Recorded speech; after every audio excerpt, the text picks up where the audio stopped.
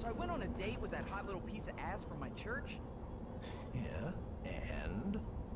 No good. Said we didn't click. Hell, that's all I wanted to do was click.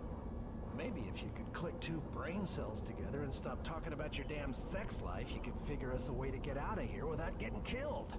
Just trying to pass the time, bro.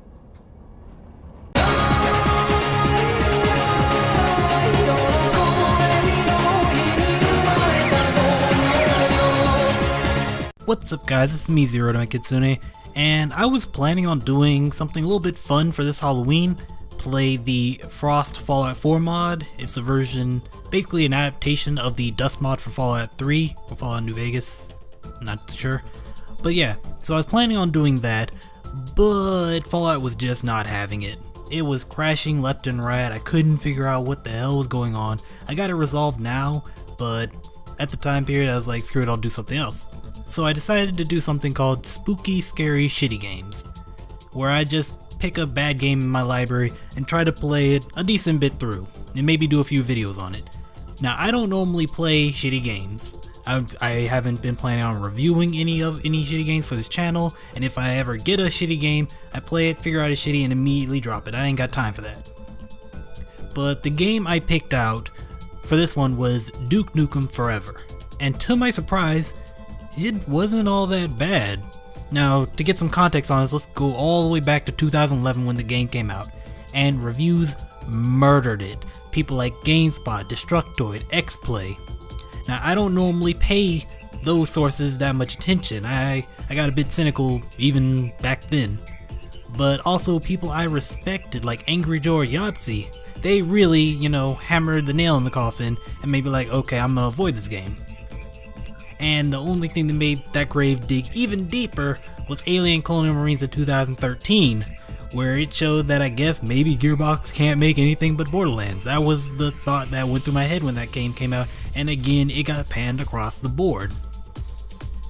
Now, Battleborn 2016, good old 2016, the year of social justice, the presidential race, and No Man's Sky coming out, it wasn't a good year. That sealed that grave, that dug it deeper, whatever you'd call it, even further. Because I really got sure that wow, Gearbox might not be able to make a good game. And before I go on with this, I want to really quickly say, Aliens Colonial Marines, if you add some mods to it, might actually be an experience, and I want to try that one day, and Battleborn isn't all that bad of a game. People just really didn't give it a chance because Gearbox thought it was a good idea to fight against Overfreaking-Watch. But back to the story. Later on, I learned of a channel called The Rageaholic. Sorry about that. And with his rapid fire comedy and unapologetic reaction to everything the mainstream loved, I instantly fell in love. And it's surprising too, because I didn't come for it for a review on FPS. I came to that channel for a review of Street Fighter V when I was looking for a variety of reasons whether or not I should buy it when the game is half off. This happened a few months back. In the end, I decided to get Duke Nukem Forever for like $5. And that's really where I got to this point. Now, I haven't gotten far in it. I'm maybe 2 hours in. So maybe this game just gets shitty later on. There are plenty of games that really wow you in the first couple hours and then just nosedive in quality. So who knows, maybe that could be true. But as far as I've gotten, all I can see is that the mini games people bitched about, they're pretty fun. The shooting's fast and brutal. The regenerating health isn't that terrible. I'm not hiding behind covers for like 5 minutes, clinging to a piece of wall that just sits out in the middle of nowhere, saying, I'm cover, shoot behind me. No, I'm running around shooting things, dipping in the cover for a half second to heal, running out, shooting things, executing things with my bare hands to get a fast heal. It's pretty fun to me. Now, many of my okays, and I'll admit to this, come from the fact that I play indies and, modding Bethesda titles more than I play AAA quality games. So things like shitty textures and mini games that depend on the base game's controls, example, most of the mini games in Fallout 4, they aren't a big turnoff to me. So playing pool, having to actually move my character around, it's fine. But it also gets me wondering just how much of people's opinions of Duke Nukem Forever back then were because it is admittedly unapologetically misogynistic, whatever the fuck word is. I don't use it that often. I mean, to me, it feels like, you know, the 90s and jocks being assholes to women, the game, basically. And it has me laughing at some of it and rolling my eyes at most of it. But it doesn't taint my opinions of the actual gameplay. And like I said, I do laugh at some of it. To each their own. But, I don't know. At this point, I'm just basically rambling. But I thought I'd tell you that interesting little story. And I thought I'd tell you something because I feel that it isn't properly conveyed. A lot of people, and this is going to be a slightly political thing, will tell you to look for, you know, another opinion. Don't just have your opinion.